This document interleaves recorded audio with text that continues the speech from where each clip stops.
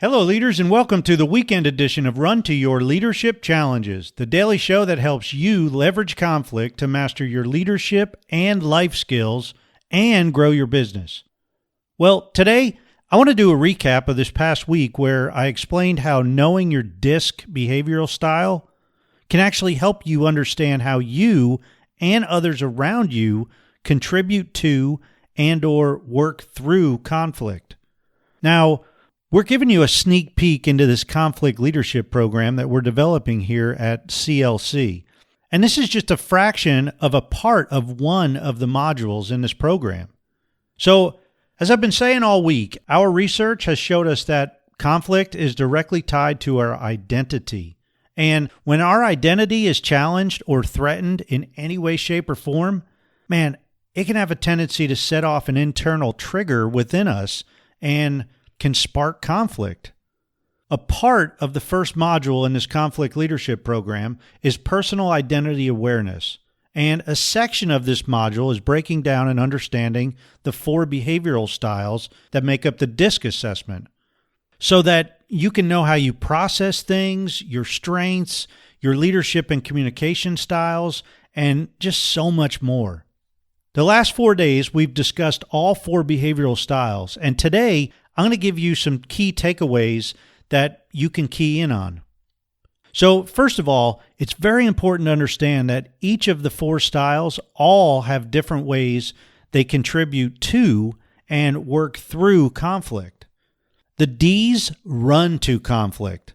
I mean, they see it as a challenge and they won't back away from any sign of conflict.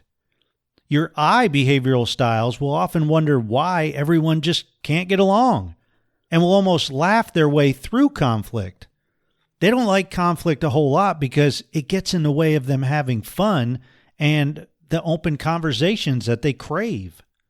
The S's on your team will try to avoid conflict at all costs, but they will engage when anyone on the team is threatened. They can almost become the protectors of the team. And finally, the C's on your team, well, they're going to remain calm under the pressure of conflict and focus on the logics and the facts. They especially do not like any conflict that involves criticism of the facts, or when people have no details or knowledge about the conflict scenario in general. Today's challenge is similar to the past few days, with the exception that I want you to identify how your family and friends identify to the DISC assessment and focus on how they contribute to or navigate their way through conflict. You see, now that we spent this week talking about ourselves, now you're ready to move on and get to know other people and where they fall on the DISC. Hey, as you might be able to tell from this past week, I just love working with teams and leaders and families with the DISC assessment because I know it helps them understand each other better and it can resolve challenges and conflict that they may be struggling with. If you're interested in any of this, I'd love to talk. Please contact me at paul@clcteam.com. That's my email address. And let's set up a time where we can talk about this.